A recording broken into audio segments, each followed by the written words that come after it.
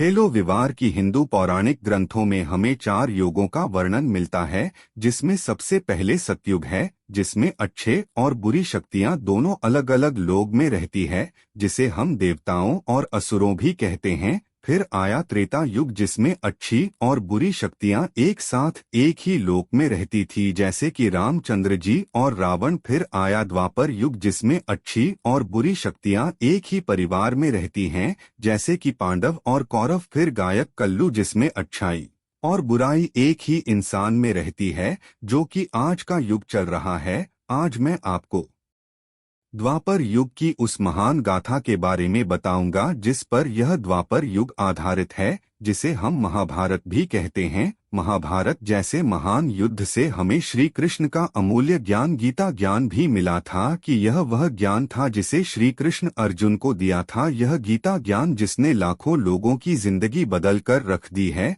वही गीता ज्ञान है जिसे आज सिर्फ हिंदू धर्म ही नहीं बल्कि अलग अलग धर्म के लोग भी मानते हैं। अगर आप अभी इस वीडियो को देखना शुरू कर रहे हैं तो मैं आपसे कृपया करके विनती करता हूं कि आप इस वीडियो को अंत तक देखें, ताकि आप भी महाभारत को अच्छी तरह से जान सके और आपको पता चले कि महाभारत का युद्ध क्यों हुआ था। तो चलिए शुरू करते हैं कि महाभारत का युद्ध कौरवों और पांडवों के बीच हुआ था। यह युद्ध 18 दिन तक चला था। इस युद्ध में लाखों की संख्या में लोग मारे गए थे। कहा जाता है कि इस युद्ध में मारे गए लोगों के रक्त के कारण ही कुरुक्षेत्र की भूमि लाल हो गई है। पांडवों की माता कुंती वहां से पूर्ण अपने महल में थी, तभी उनके महल में ऋषि दुर्वासा आए। उनकी सेवा कुंती ने बहुत की। उनकी सेवा से प्रसन्न होकर ऋषि ने वरदान दिया कि तुम है सभी देव पुत्र प्राप्त होंगे। यह कहकर यह ऋषि दुर्वासा वहां से चले गए और फिर कुंती ने इस वरदान का उपयोग करना चाहा और सूर्य देव की उपासना की, जिसके कारण उन्हें कर्ण की प्राप्ति हुई। विवाह से पूर्व ही संतान प्राप्त मिलने के कारण समाज की बेइज्जती से डरती हुई कुंती कर्ण को यह टोकरी में डालकर नदी में बहा दिया और कर्म एक सूट परिवार को मिला, कि जिस कारण कर्ण एक राजघराने का पुत्र होने के बावजूद विशेष पुत्र कहलाए। कुंती का विवाह पांडु से हुआ, जिस कारण उन्हें युधिष्ठिर, भीम और अर्जुन 3 महाबली संतान मिली।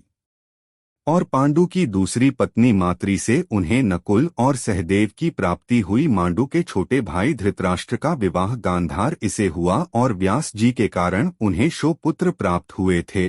और उनके 100 पुत्रों में से सबसे बड़े भाई दुर्योधन थे और हस्तिनापुर के सबसे बड़े और बुजुर्ग ताकतवर योद्धा थे भीष्म पितामह, जिनका कहना पांडु और धृतराष्ट्र ये दोनों ही माना करते थे। पांडु की मौत के बाद राज सिंहासन के वारिस उनके छोटे अंधे भाई धृतराष्ट्र को मिला। में कौरवों और पांडवों को शिक्षा व गुरु द्रोणाचार्य ने दी थी और द्रोण के सबसे चाहिए योद्धा थे अर्जुन। गुरु द्रोण अर्जुन को दुनिया का सबसे ताकतवर योद्धा बनाना चाहते थे, कि जब उनकी शिक्षा पूरी हुई तो कौरवों और पांडवों के बीच युद्ध अभ्यास हुआ। भीमसेन से दुर्योधन टकराए और अर्जुन, जो कि एक धनुर्धर थे, उनका मुकाबला करने के लिए कोई नहीं था, जिस कारण गुरु द्रोण ने ऐलान कर दिया कि अर्जुन दुनिया का सबसे ताकतवर धनुर्धर है। पर उतने में ही प्रजा से एक हाथ उठाकर, और वहां था कुंती पुत्र कर्ण का कर्ण, जिसने बचपन से ही कवच मिला था, जिसमें दुनिया के समस्त हथियार भी भेज नहीं सकते थे। और कर्ण अर्जुन से युद्ध करने के लिए चुनौती दी, पर अर्जुन ने एक सूत्र से युद्ध करने के लिए मना कर दिया। तभी दुर्योधन, जो कि कर्ण की शक्ति से वाकिफ थे, उन्होंने अपनी चाल चलिए और अंग देश का राजा कर्ण को बना दिया, जिस कारण कर्ण एक सूट पुत्र होने के बावजूद भी राजा बन गए। कि कर्ण ने दुर्योधन की यह उदारता देख उसी क्षण कसम खा ली कि वह मरते दम तक दुर्योधन का साथ कभी नहीं छोड़ेंगे। आज राज्यसभा में भीष्म पितामह ने ऐलान किया कि आज हस्तिनापुर के राजा पांडु के सबसे बड़े भाई युधिष्ठिर होंगे। युधिष्ठिर को राजा बनते देख गांधारी के भाई और कौरवों के मामा शकुनी को हजम नहीं हुआ और उन्होंने अपनी चाल चली और कुछ अपने सैनिकों को पांडवों के शिविर में भेजा जहां पर पांडवों और उनकी माता कुंती विश्राम कर रही थी। उन्होंने उनके शिविर को आग लगाने का निर्देश दिया, पर विदुर जी के कारण भी को यह चाल समझ आ गई और उन्होंने सैनिकों को पकड़ लिया और मृत्युदंड देकर राजमहल को आग लगा दी और गुप्त रास्ते से हस्तिनापुर से बाहर निकल गए और जंगल में जाकर छुप छुप कर रहने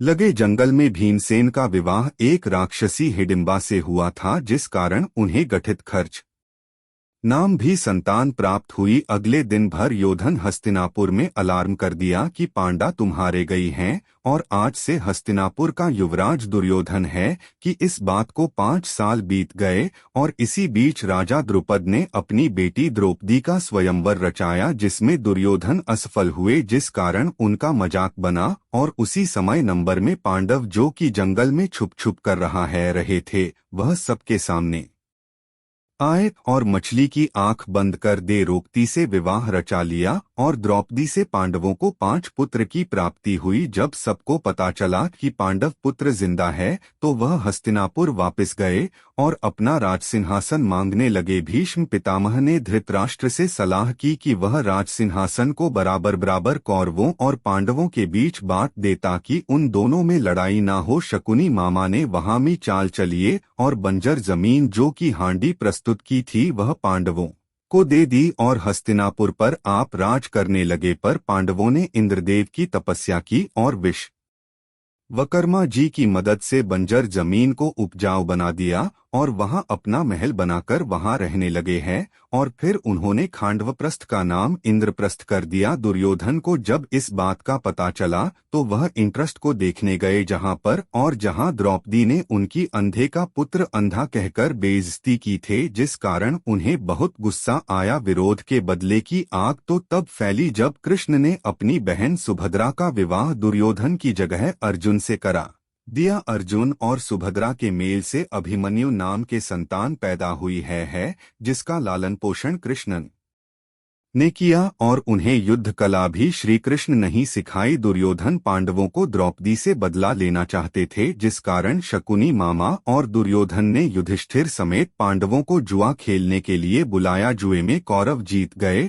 और पांडव अपना राजसिंहासन हार गए थे। का राज वापस लेने के लिए पांडवों ने द्रौपदी को दांव पर लगा दिया और वह द्रौपदी को भी हार गए। भरी सभा में दुर्योधन और दुशासन ने द्रौपदी के वस्त्र हरण करने की कोशिश के पर श्री कृष्ण ने द्रौपदी की इज्जत बचा ली और द्रौपदी ने समस्त सभा के सामने प्रण लिया कि जब तक वह अधिवेशन के रक्त से अपने बाल नहीं धो लेंगे तब तक वह अपने बाल नहीं बनेंगी। पांडवों को अपने दंड दे दिया कि इस बैंड में उन्हें 13 साल का वनवास और 1 साल का अज्ञातवास मिल गया, जिसे उन्हें स्वीकार करना ही पड़ा। वनवास के दौरान पांडव कौरवों से बदला लेने के लिए रणनीति बनाने लगे और अपनी युद्ध कला को बढ़ाने लगे। युद्ध कला बढ़ाने में उनकी मदद अच्छी तो हनुमान जी और शिव जी ने की। वनवास और अज्ञातवास भोगने के बाद वह जब वापस हस्तिनापुर अपना राजसिंहासन लेने गए तो दुर्योधन राज वापस करने से मना कर दिया और तब यह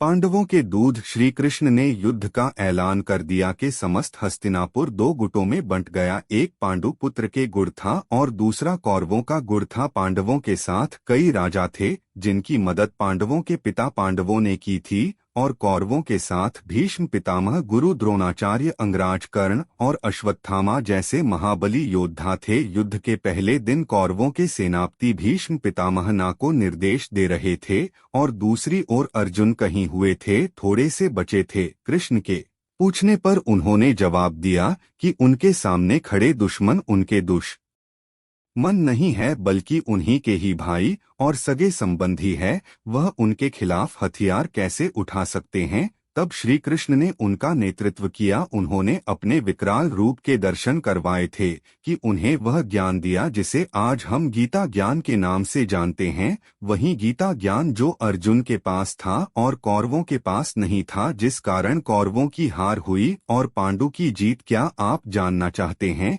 कि वह ज्ञान कौन सा ज्ञान था? मैं तुम्हें आपको बता दूं, वह ज्ञान था धर्म और अधर्म का ज्ञान, अच्छाई और बुराई का ज्ञान, सच और झूठ का ज्ञान की।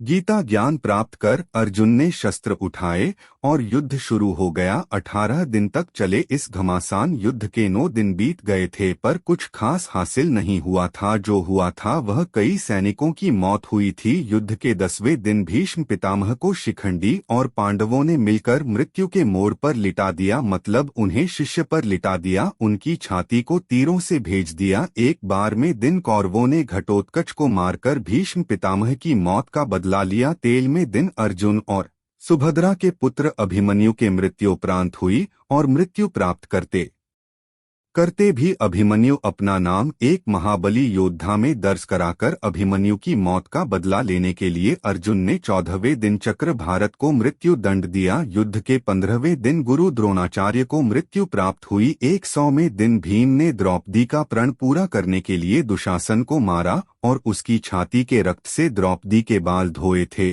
और स्वस्थ में दिन सहदेव ने इस युद्ध के कारण यानी शकुनी मामा को मृत्यु दी थी कि इन 17 दिन तक भीम ने कौरवों के 99 भाइयों को मार दिया था और आखिर में 18वें दिन भीम ने दुर्योधन को भी मार दिया और इसी की मौत के साथ हस्तिनापुर में पुणे धर्मराज्य शुरू हो गया था। दोस्तों, महाभारत एक बहुत बड़ा काव्य है। इसमें 1,10,000 श्लोक है। यह एक छोटी सी स्टोरी है जिसे आप अपने बच्चों, अपने भाई बहन, अपने सगे संबंधियों को शेयर कर सकते हैं, जिस कारण वह भी जान सकें कि महाभारत का युद्ध क्या हुआ था और किस कारण हुआ था। तो दोस्तों, इस महाभारत के छोटे छोटे किस्मों को अगर आप डिटेल में जानना चाहते हैं तो मैंने डिस्क्रिप्शन में काफी सारे वीडियोस के लिए है, आप उन पर क्लिक करके और उनके बारे में जान सकते हैं। तो दोस्तों, अगर अभी तक आप इस वीडियो के साथ हैं तो मैं आपसे एक प्रश्न पूछना चाहूंगा कि मैं आने वाली वीडियोस में आपको महाभारत के पर्टिकुलर पात्र पर पर्टिकुलर डेडिकेटेड वीडियो दूं कि ना दूं। अगर आप चाहते हैं